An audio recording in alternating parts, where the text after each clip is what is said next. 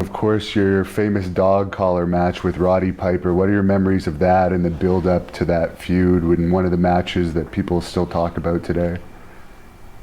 Yeah, actually I battled Roddy. I was the U.S. champ, and I battled Roddy for a long time up to that.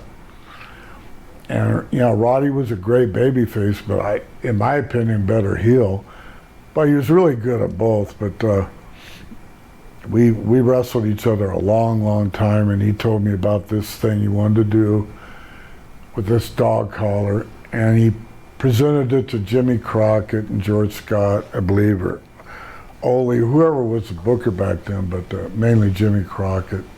They went for it, and it started out. It was on my birthday, and I was doing a TV tape, and I had this big cake, and I went to cut it, and pulled out this dog collar on television and build it up for the dog collar match. And we did that. We talked about the dog collar match about 10 minutes before we went out to do it. And that's why it looks so real. Because we didn't sit there and talk about what we were going to do. We just ad-libbed it. And that's, you know, we had an ending, but the ending was kind of, but at the end, Roddy was going to get his Duke raised. It was a U.S. title match, but it was non-title.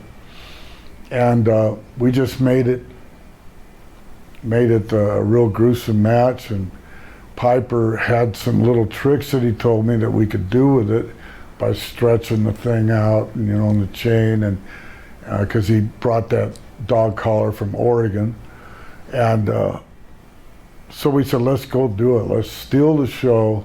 Let's knock it out. This is for the people, because we got paid pretty good, but not nearly as much as we should have, you know. Should have been $100,000 or $1 million. Yeah, that was the very first Starrcade, wasn't it? Yeah, and it was actually the very first pay-per-view for wrestling, but it didn't go into the cable at your home. You had to, it was closed circuited, like they did boxing back years ago. And you could go see it in a theater or bar or something. I think sports bars had it, you know.